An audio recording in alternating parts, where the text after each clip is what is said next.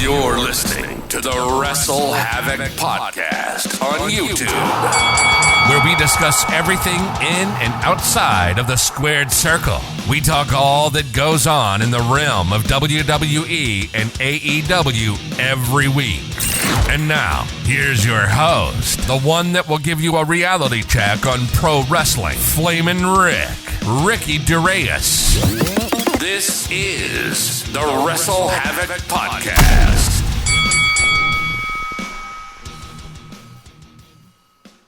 What's up, everybody? It is yours truly, Flamin' Ricky DeReyes, right here on the WrestleHavoc Podcast, here to review Friday Night SmackDown from January 12th, 2024. Of course, we are on the road to the Royal Rumble as Roman Reigns will be defending his undisputed championship in a fatal four-way match against Randy Orton, AJ Styles, and LA Knight. Yeah. So we're going to be talking about this show. Overall thoughts on this SmackDown show. I thought SmackDown was a pretty decent show. Of course, they're planting the seeds for a lot of stuff that we are going to be seeing heading into the Royal Rumble, at the Royal Rumble, as well as, of course, leading in to WrestleMania. They're doing that slow build, which I always absolutely love. WWE is notorious for that slow build. But nonetheless, the Bloodline try to fix things as Roman Reigns ordered Paul Heyman after he found out that he had to face AJ Styles, Randy Orton, and LA Knight in a four-way match after basically attacking all three men in the triple threat match in the main event last week. So we're going to be talking about that. The Bloodline are in the main event as they had to find a partner of their choosing, and Paul Heyman, throughout the entire night, had to look for somebody on the SmackDown roster to see who can team up with the Bloodline to take on Randy Orton, AJ Styles, and LA Knight. And spoiler alert, they did not find a partner, and the match ended up being a tag team match, which only led to Randy Orton coming back after getting attacked while he was making his entrance. So I'm going to be talking about that. Of course, we also had Bayley taking on Bianca Belair in a really good match. I mean, the amount of time that Bianca Belair and Bayley were given, it was pretty, I don't want to say pretty surprising because we've been getting matches like this recently, but when it comes to Bianca Belair and Bayley, I don't know, man. Damage control, it looks like they are sneaking on Bayley, and it looks like they're going to be turning on Bayley sooner rather than later. It is not a matter of if, it is a matter of when. Butch, of course, he teamed up with Tyler Bate, who got called up to the main roster last week, and they wrestled pretty deadly in a tag team match.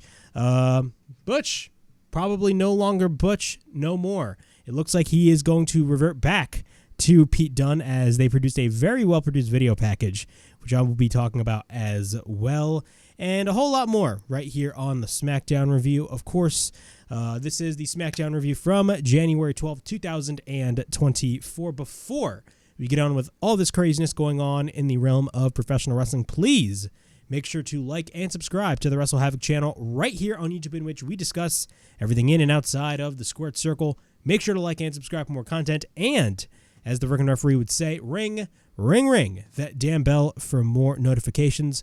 Also, follow me on social media on Facebook, Instagram, and Twitter, or Instagram, TikTok, and Twitter. My apologies. I said Facebook. My bad, guys.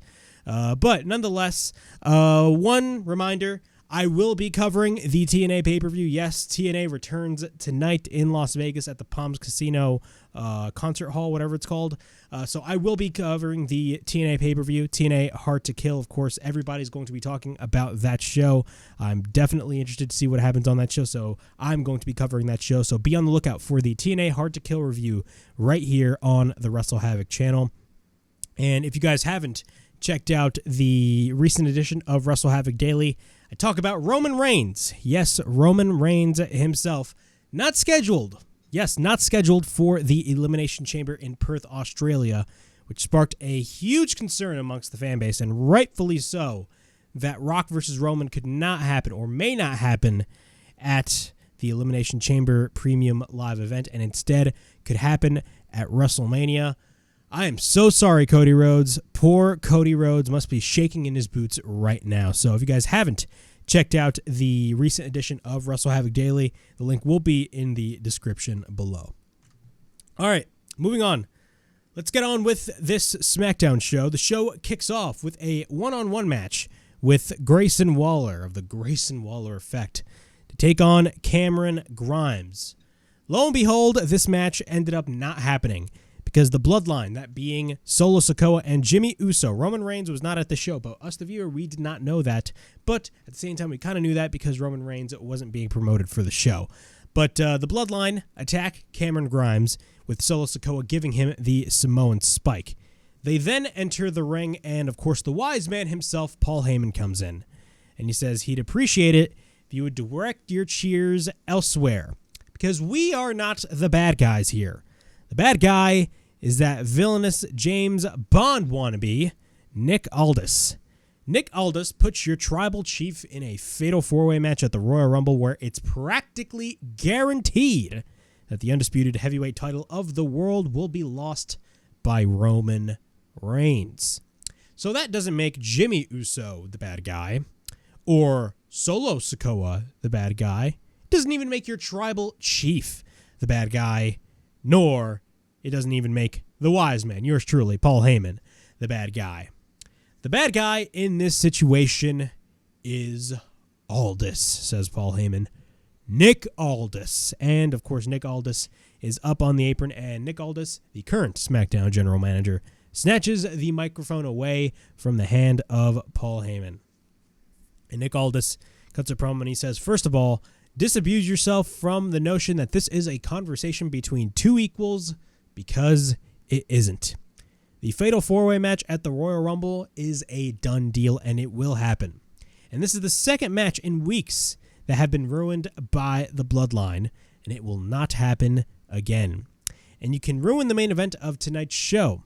Tonight, the Bloodline are in the main event of tonight's show, and you will be getting the phenomenal AJ Styles teaming up with LA Knight, teaming up with Randy Orton, and they will take on the three members of the Bloodline, Solo, Jimmy Uso, and Roman Reigns.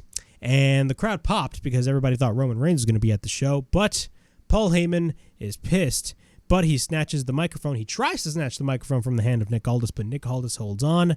But then Paul Heyman says, you know as well as I know that Roman Reigns is not here in Lincoln, Nebraska. And then Nick Aldis says they need to find a third man.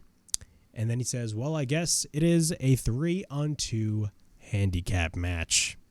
So, yeah, overall thoughts on this opening segment to kick off the SmackDown show. Overall, I thought this was a phenomenal segment. I haven't said this before. I think I have, but we need to really give our praises to Nick Aldis. Nick Aldis, ever since he made his debut a couple of months ago and became an on-screen authority figure for the SmackDown brand, I thought Nick Aldis has been doing a phenomenal job for the role that he has been given.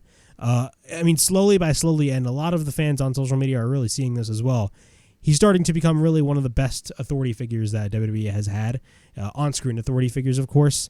And really, he kind of gives me that notion that it's like a William Regal type role that he was in NXT, because NXT was really a guy that was kind of neutral. He didn't really take sides to anybody. Nick Aldis is kind of the same way.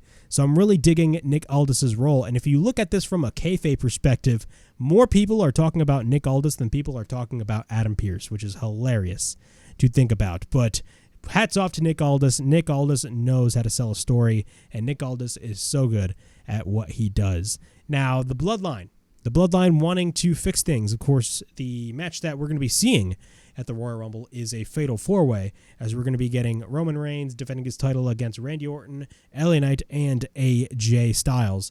I talked about this last week, and of course, are a lot of people coming into the Royal Rumble, and of course, heading into the road to WrestleMania.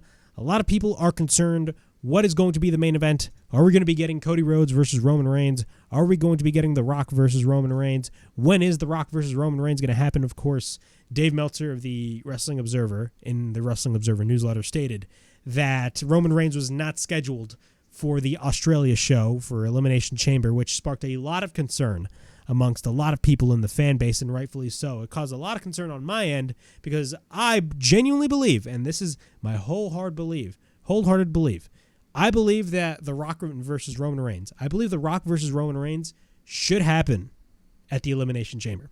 It should not happen at WrestleMania. It should not happen at WrestleMania because, once again, it takes away the spotlight from Cody Rhodes.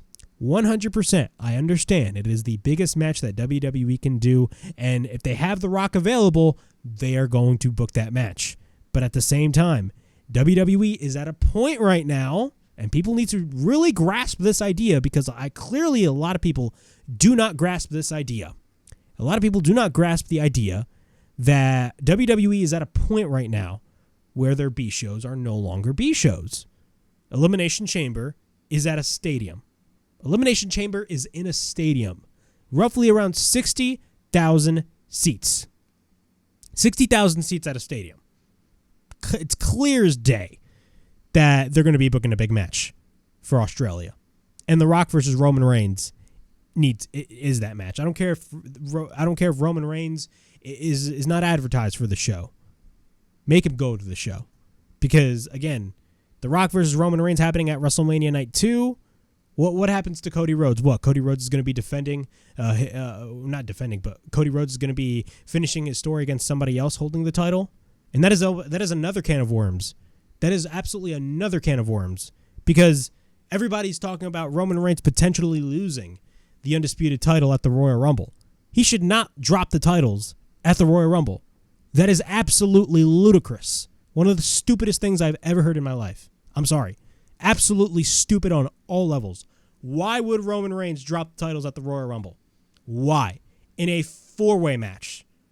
If that happened, and if it happens, you are basically telling me everything that we have seen from Roman Reigns from the summer of 2020 during the pandemic up till now is rendered absolutely useless. I talked about this on WrestleHavoc Daily. Why would you want to do that? Why would you want to risk your investment? Only because of the fact that The Rock is coming back. No, do not do that. That is the lamest shit ever. Cody Rhodes' story ends and only ends. Only, that is the key word.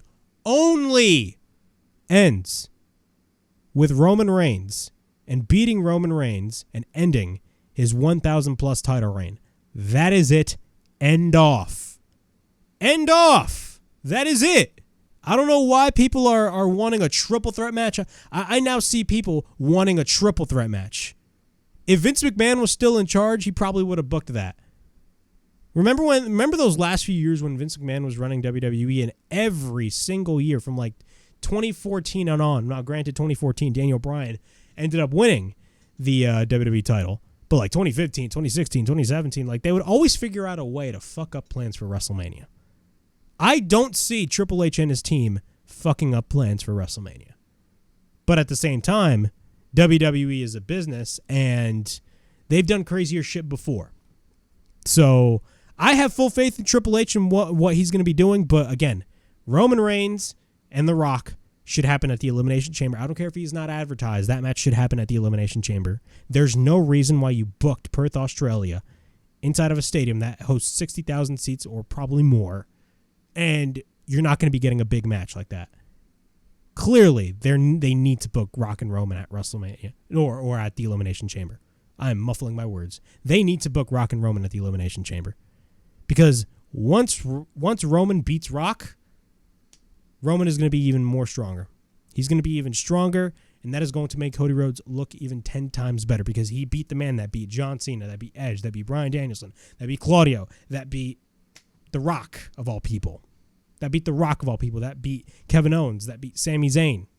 Nobody else could beat Roman Reigns besides Cody Rhodes. Now, granted, Jey Uso did pin Roman Reigns at Money in the Bank, but that was a tag team match. I'm talking about singles. So the Rock and Roman match should happen at the Elimination Chamber. Cody and Roman should happen at WrestleMania. And Roman should not drop his titles at the Royal Rumble. The fact that this match is a 4-way is great. I think it's a great idea. Because you can get through LA Knight, AJ Styles, and Randy Orton at the same time. All three of them can get their stuff in on Roman Reigns. But again, Roman should not drop the titles to either Roman, AJ, or LA Knight. That is just pure stupidity on all levels. Pure stupidity. Pure stupidity. And even worse, I don't think Roman Reigns is going to drop the titles without even getting pinned. Imagine if they did that. That'd be really stupid too. If WWE did that, they wasted God knows how many years, 3 years, building this Roman Reigns storyline, all because of The Rock. The Rock himself would fuck up plans for WrestleMania. I don't care. But I don't see Roman dropping his titles, but there's a lot of talk all over the internet about potentially that happening. Moving on. Jimmy Uso is backstage with Solo Sikoa. Paul Heyman comes in. He tells him not to worry, that there is a locker room full of people that they have been kissing his tuchos trying to get into the Bloodline. And he says, don't worry, I will take care of it. But Jimmy's like, I'm worried. And he is saying it in the most unconvincing manner. He's literally smiling when he's saying, I'm worried. And he asks Solo if he is worried. And Solo says, I'm not worried. We got Humberto and Angel Garza, of course, a part of Santos Escobar's trio, taking on the LWO's Cruz del Toro and Joaquin Wilde. This was a really good match. Really good match. Really good opening match, to say the least. Tag team wrestling at its finest. A brawl breaks loose. LWO fights off Garza and Humberto. We get the head scissors by Del Toro, followed by the springboard dropkick by Del Toro. He sends Angel Garza to the outside, but then Humberto gets taken to the outside. And then the LWO go for the double somersault. After that, the heels are in control. We get a series of arm drags by Del Toro, but then Del Toro ends up running the ropes. But Garza moves the ropes, taking Del Toro to the outside. Once we're back from commercial break, we get the double team by Garza and Humberto. We get a cover end to near fall, but then Garza makes the tag. After that, he picks up Del Toro. Del Toro escapes, but then Joaquin Wilde makes the tag. We get a drop kick by Joaquin Wilde, and then we get repeated right hands. We then get a backslide by Wilde, and then he ends up hitting a DDT. We get a cover into near fall when Humberto comes in, but then the heels are on the outside. Wilde goes to the top, but then Garza interferes, taking him down. We then get an overhand shot by Garza, but then Humberto makes the tag. Humberto and Garza pick up and slam him down from the top. Humberto misses the moonsault, and then we get the sunset flip countered into a sit-out powerbomb by Humberto. We get a cover into near fall, but then Del Toro gets sent to the ring steps. Joaquin Wilde ends up going for the Poison Rana. Garza goes for the thrust kick. After that, Garza gets sent shoulder first onto the ring post. And then Del Toro goes for the drop kick on the top rope. But then Del Toro ends up hitting the tornado off the top, which looked absolutely beautiful. And then, of course, Santos Escobar, who was on commentary during the match. Carlito comes in from behind. His music plays on the stage, but he doesn't come out from the stage. He comes out from the crowd and attacks Santos Escobar from behind. After that, a brawl breaks loose into the crowd, and then Joaquin Wilde tries to go for the roll-up, but then Garza catches him and uses the ropes to get the win. The heels get the win. Humberto and Angel Garza get the win, while Santos Escobar and Carlito were brawling all over the crowd. Overall, this was a really good match. I enjoyed this match. Humberto and Angel Garza, they fit so well. I mean, yes, we can all talk about Cruz del Toro and Joaquin Wilde being a part of Legado del Fantasma with Santos Escobar, but they fit like a glove with the LWO, and I think the fact that they're still continuing on the LWO speaks volumes. The LWO is a big moneymaker, in my opinion. Also, Humberto and Angel Garza, before Santos Escobar entered the fray, when it came to both of those men, Humberto and Angel Garza weren't really doing anything. So I'm glad that finally Humberto and Angel Garza are able to do something that matters, being paired with a guy like Santos Escobar. Now, when it comes to Carlito, I definitely do see a potential match. I mean, we did see the match before, I believe. Correct me if I'm wrong. But I do see a match happening at the Royal Rumble between Santos Escobar and Carlito. So we'll be on the lookout for that. And, of course, a match is inevitable with Rey Mysterio and Santos Escobar. Moving on. Carmelo Hayes. Yes, NXT superstar Carmelo Hayes, the former NXT champion Carmelo Hayes. He is him. He is backstage with Nick Aldis, and he tells that he wants him to shoot, or he tells Nick Aldis that he wants to shoot his shot. And he almost says the Royal Rumble, which I think it's clear as day that Carmelo Hayes is going to be an entrant in the Royal Rumble match. Nick says that, of course, what happens is Grayson Waller and Austin Theory come in. Nick says that they are in the middle of something, but then Theory says that he isn't on Grayson's level. And, of course, Melo says that he's on a level above Grayson Waller. And then Melo says that they can run it back tonight. But Grayson Waller, being the sleazeball that he is, says he just wrestled tonight. Theory can take care of him. And then Nick Aldis says it's a done deal. Both men face off, and then Melo says A-Town down bad tonight. So we'll be getting not Grayson Waller. Carmelo Hayes taking on Austin Theory. The LWO. LWO is backstage. They run into the wise man, Paul Heyman. Of course, he screams, "Carlito, mi buen amigo." And he has an apple in his hand, ironically. And he doesn't want to consider this as Eve tempting Adam with an apple, but in the Garden of Sin, Carmelito teaming with Jimmy and Solo as part of the Bloodline. That is cool. Carlito says he is right. Carlito is looking for a fight, but he's only looking to fight Santos Escobar. And then Carlito leaves along with the LWO, and then he comes back, and then he takes his apple. Paul Heyman is shocked, and he says the apple and a yes are a package deal. I absolutely love what they did with Paul Heyman on this show, SmackDown.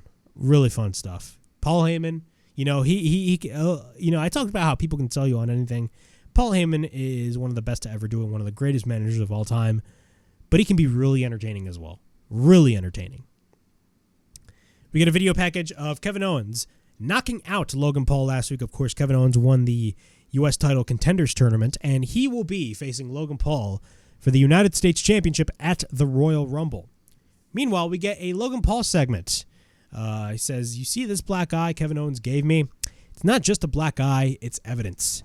Turns out that can be a liability, and that can be a cost. The cost can be the liability. A liability not just for their match, because if he thinks he's going to stroll into the Royal Rumble with that that weapon, he promises he won't beat him in a wrestling match. He will beat him in a court of law. You sleazeball." As Tony Schiavone would say to Bobby Heenan in 1997, "You are a weasel." And what happens, he promises he won't beat him in a wrestling match. He will beat him in a court of law, and he will run his pocket so deep he will forget he is wearing pants. But he is ready for a fight. But is Kevin Owens ready for a fair fight? You little cheater, pumpkin eater. What kind of promo was that? If he strolls into the Royal Rumble with that cast, consider the title match canceled. Interesting. If Kevin Owens uses his cast, which can be used as a weapon, the match is canceled. But Kevin Owens wrestled the whole tournament, so why is the match canceled? I don't know. But this Logan Paul segment, I talked about how Logan Paul, is great in the ring. I think the match that he's going to have with Kevin Owens at the Royal Rumble is going to be freaking awesome. I think they are going to deliver a great match. I love Logan Paul's heel persona, and I also love, just Logan Paul and his in-ring ability. Now, as a person, that is a different story. But when it comes to this promo, I don't know. I think it could have been a little bit better. But we'll talk about this later on as we get to Kevin Owens, because Kevin Owens spoke on the show as well. Butch with Tyler Bate, and both of them are having coffee. Of course, Tyler Bate got called up to the main roster last week on SmackDown, and he teamed up with Butch. And he was like, just like old times. And of course, Butch is saying he can handle himself. And Tyler said, "But we had fun. I know you. You're trying to find your identity, or you are lost right now trying to find your identity. But I can help." And Butch tells him to shut up. Tyler says they can do some meditation or anything to clear your mind. Maybe some yoga. But Butch says that is in the past. The Brawling Brutes are in the past. Tyler Bate, you do Tyler Bate, and I do me. And then Tyler says, the time is now. Right now, they have a chance. They finally get to show the world what British strong style is all about. He wants to make a name for himself. You, Butch, you want to make a name for yourself. Remember who told him that back in Blackpool? Of course, he's referring to the UK tournament when Pete Dunne, yes, Pete Dunne, remember that when he was running roughshod all over the UK tournament, and he made William Regal pissed off a lot. He says he wants to make a name for himself, right? Remember who told him that back in Blackpool? He needs to look inward and ask, who is that guy? He needs to look inward and ask, who is that name? Well, and then the camera pans to Butch just having this angry look on his face, and they're doing a close-up shot at Butch. I think, and I know I'm not tripping here, we are going to get the return of the Bruiserweight. Yes, Butch is going to be Butch no more. Thank God.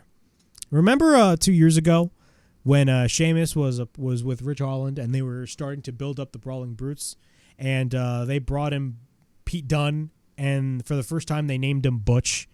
I remember everybody's reaction was, what the fuck is this? This guy was one of the longest reigning, if not the longest reigning, WWE/NXT UK champion of all time. And he comes in as Butch, not Pete Dunne. Not Pete Dunne. And then, of course, the Vince McMahon version of Butch was basically a guy running roughshod all over the place and just attacking people for no reason. And then once Triple H took over, they kind of slowed that down because he was like, bro, this is Pete Dunne of all people. That is the stupidest shit I've ever seen in my life. So they slowed down the whole crazy Butch character, and they basically made Butch normal. And they did a slow build with Butch and everything else. And now Butch is now basically Pete Dunne, but he is still called Butch. And they're now doing a slow build for Butch to become, once again, Pete Dunne. I think this is absolutely great.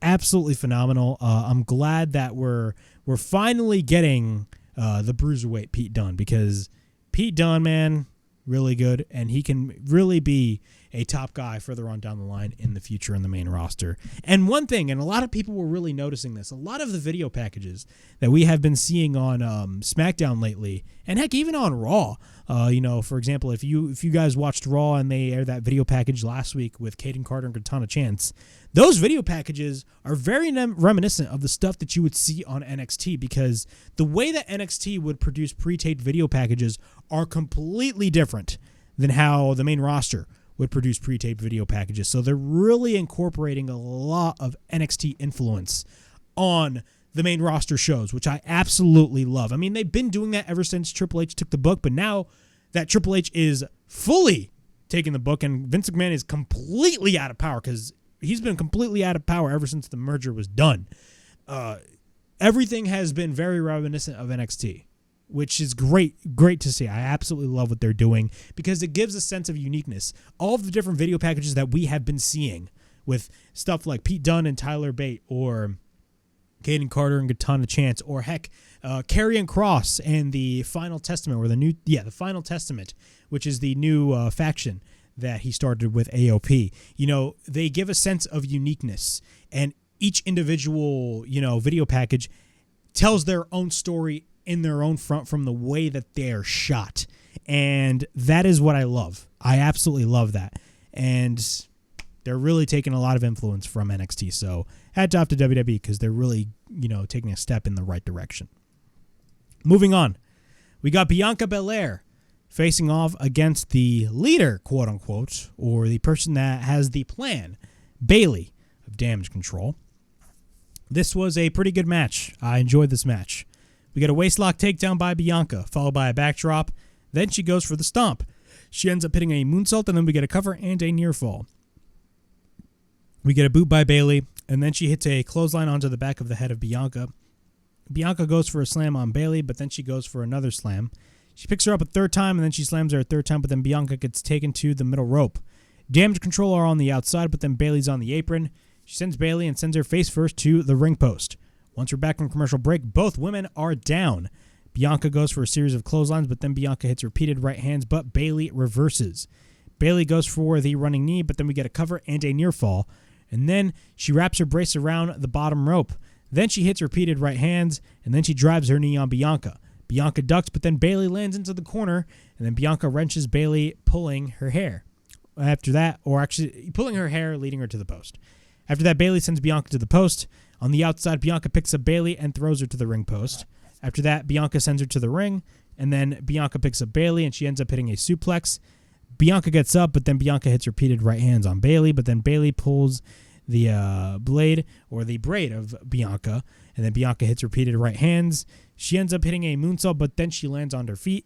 After that, we get a backbreaker by Bianca, but then we get a cover and a kick out. Then she tries to go for the cartwheel moonsault, but Bayley gets the knees up. But then later, Bayley sends Bianca to the corner. Bianca drops down Bayley. After that, Bianca once again tries to go for the cartwheel moonsault, in which she succeeds, and we get a cover and a kick out. Bianca then picks up Bayley, but then Bayley drives her again into the corner, but then Bayley goes to the top turnbuckle. She ends up hitting an elbow drop, and then we get a cover and a near fall. And after that, she gets caught having her feet on the ropes, which pisses off the referee. After that, Bayley sends Bianca to the outside, in which Bayley sells her knee. So she sells her knee, and she tries to distract the referee. And once she tries to distract the referee, Damage Control's on the outside of the ring, mind you. Bianca's on the outside. The referee is semi-distracted, and Damage Control just stand there. They don't do absolutely anything. And Bayley comes in, and she looks confused. She's like, bro, why aren't you guys doing anything? And then, of course, the referee later on saw Damage Control and asked, hey, what are these people doing here? But Damage Control just stood there. Even when the referee was distracted, they did not do anything. Seeds are slowly being planted. So Bayley is confused. Bayley continues the assault on Bianca, but then she sends Bianca into the ring. We then get a roll-up by Bianca and a kick-out. Bianca then ends up going for a spear, which leads to Bianca to pick up Bayley and hits the KOD. And we get a cover, and Bianca gets the win over Bayley. Overall, this was a great match for the amount of time that both women had. I thought this was great. But the gist of the story is Damage Control and what could possibly we be seeing in the future. So after the match, Damage Control is backstage. Bayley comes in, and she asks, what was that? Dakota says the referee was looking straight at them. They did not want to cause a disqualification. They thought it'd be good to face Bianca on her own. After that, and this plan that she asked for Damage Control to bring in all the gold starts with her winning the Royal Rumble on her own. On her own. Slowly, it's starting to look like Damage Control is trying to screw over Bayley. Bayley says that they are stronger together. Dakota tells her to forget it, and she's got this, and then Damage Control leaves, leaving Bayley. Yeah, they are definitely going to be turning on Bayley, probably at the Royal Rumble. It's a coincidence, man. There's no coincidence. Or there is a coincidence.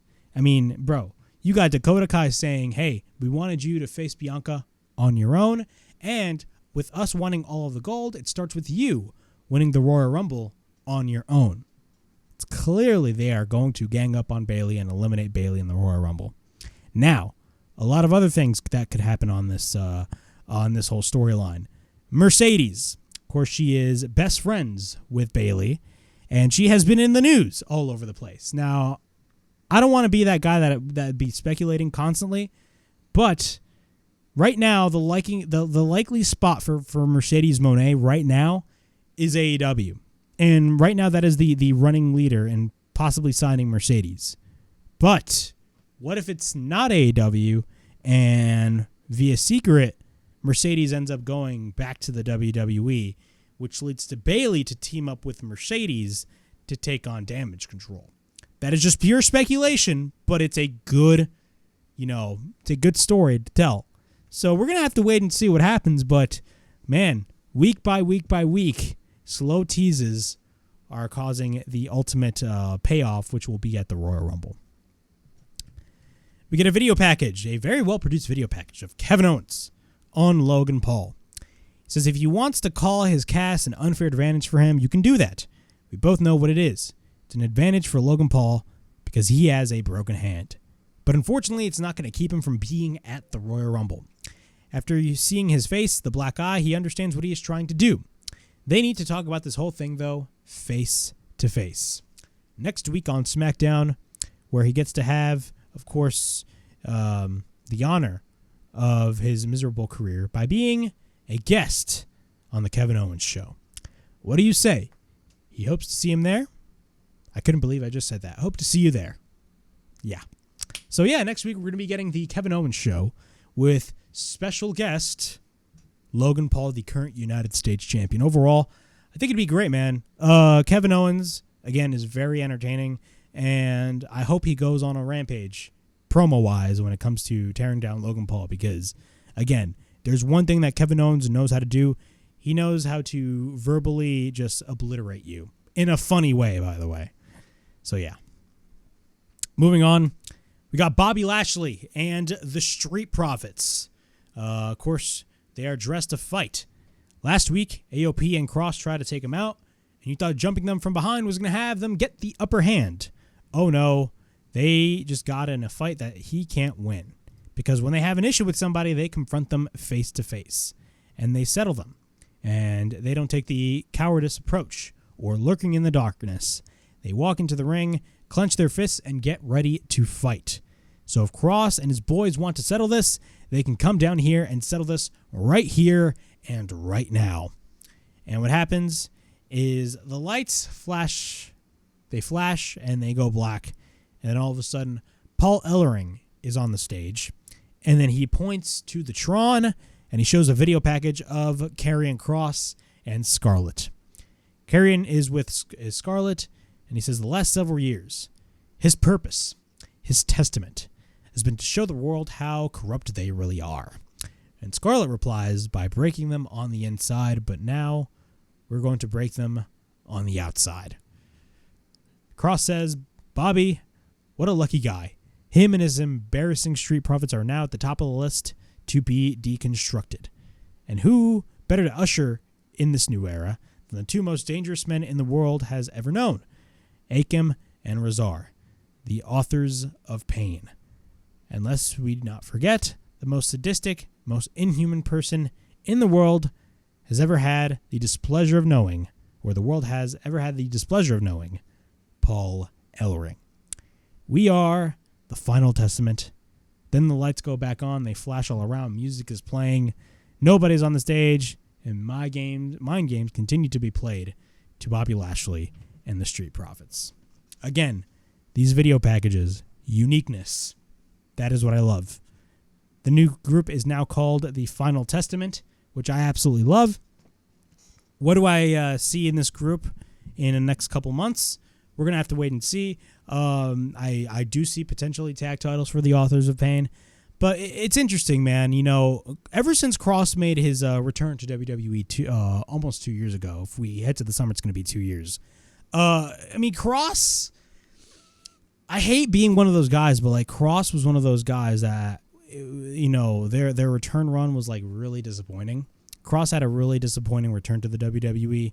And it sucked because when he got called up to the main roster, he wasn't doing anything. They had him wearing a fucking mask. It was absolutely ridiculous. Remember him losing to Jeff Hardy in less than 5 minutes when he was the current NXT champion? Yeah, I 100% get that. But when Kross made his return, there was a lot of hype, and there was really nothing that was there. But now there's actually at least a sense of direction with Karrion Kross now being paired with the Authors of Pain.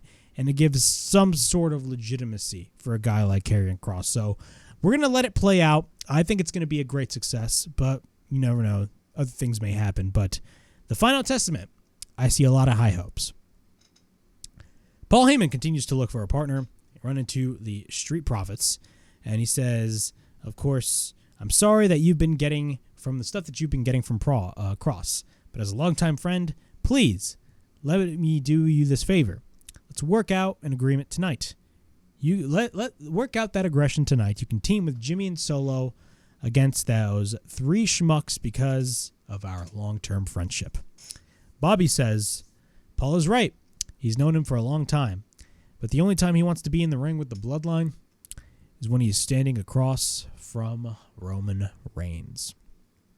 Continuing on with the Paul Heyman saga. Paul Heyman is backstage. Pretty Deadly come in. They want to team with the Bloodline, but they realize it's a handicap match, and they're like, you know what? Never mind. Entertaining stuff.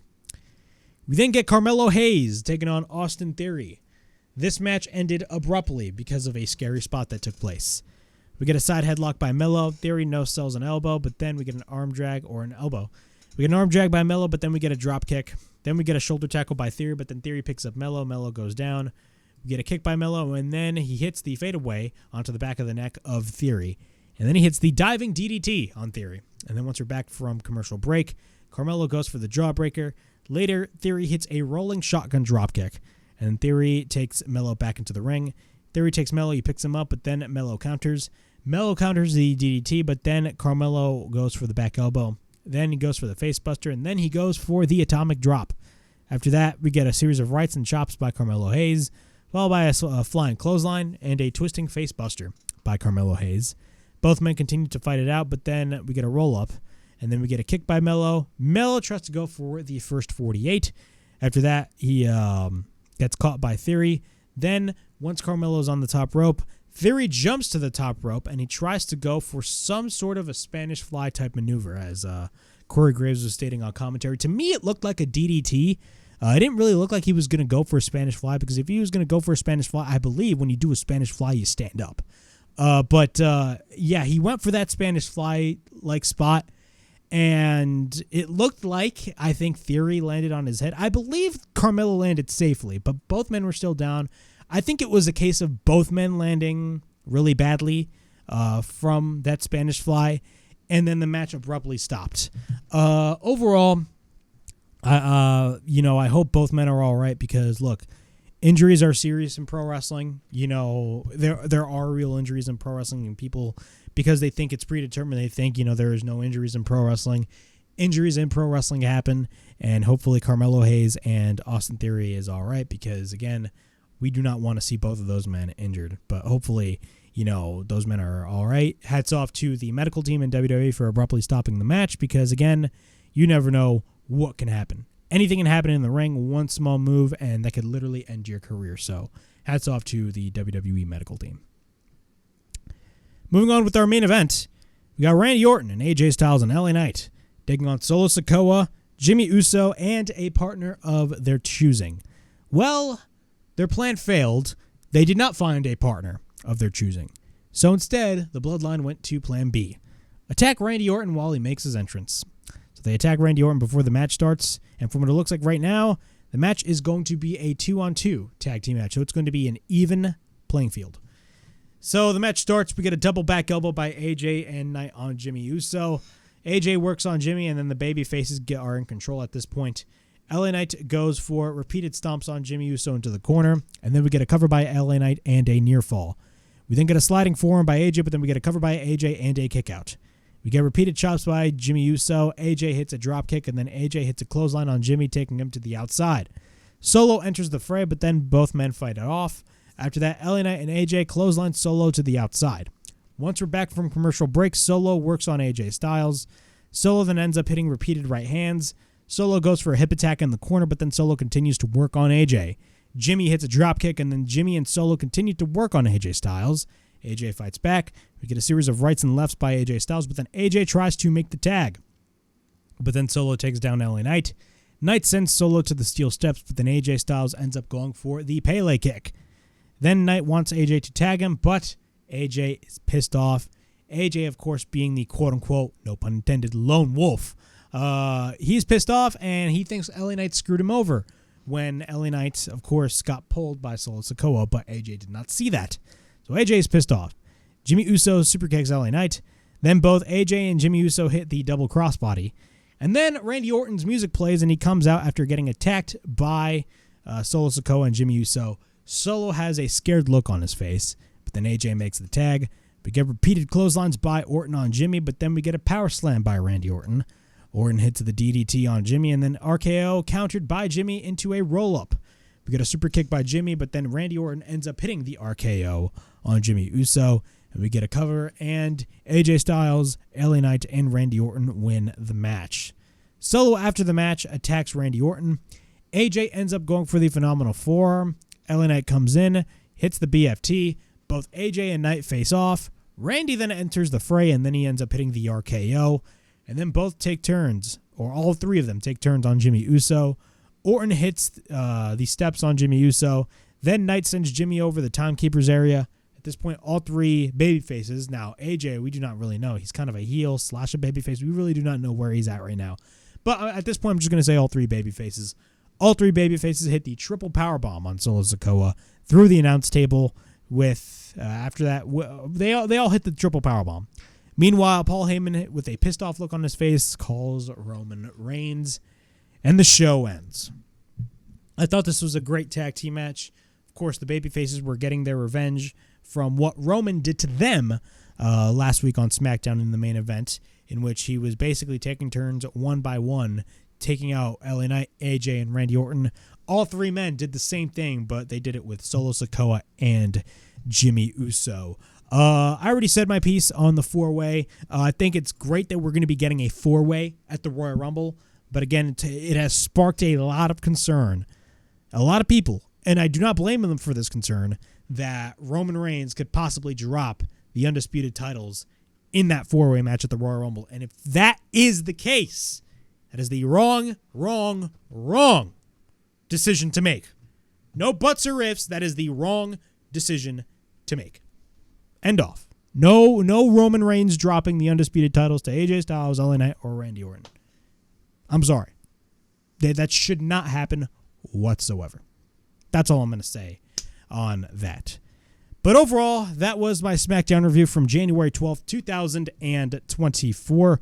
Overall thoughts on this show, I thought it was a pretty decent show. Of course, WWE are planting the seeds for what's going to be happening at the Royal Rumble, and they're slowly planting the seeds for what's going to happen after the Royal Rumble, leading, of course, to the road to WrestleMania 40. Around this period of time, WWE really steps up their game, and once the Royal Rumble happens, no bets are off, or I should say all bets are off, and they really try to go all out in the build to WrestleMania. So yeah, that was my SmackDown review from January till 2024. Please like, subscribe, comment down below, push that bell for notifications. I'm on the lookout for more videos right here on the WrestleHavoc channel in which we discuss everything in and outside of the squared circle. Make sure to like and subscribe for more content. And as the freaking referee would say, ring that damn bell for more notifications. Also, follow me on social media on Instagram, TikTok, and Twitter. Of course, be on the lookout. I will be covering the TNA pay-per-view tonight. TNA Hard to Kill. Me on the lookout for that TNA pay-per-view review right here on the WrestleHavoc channel, in which we discuss everything in and outside of the squared circle.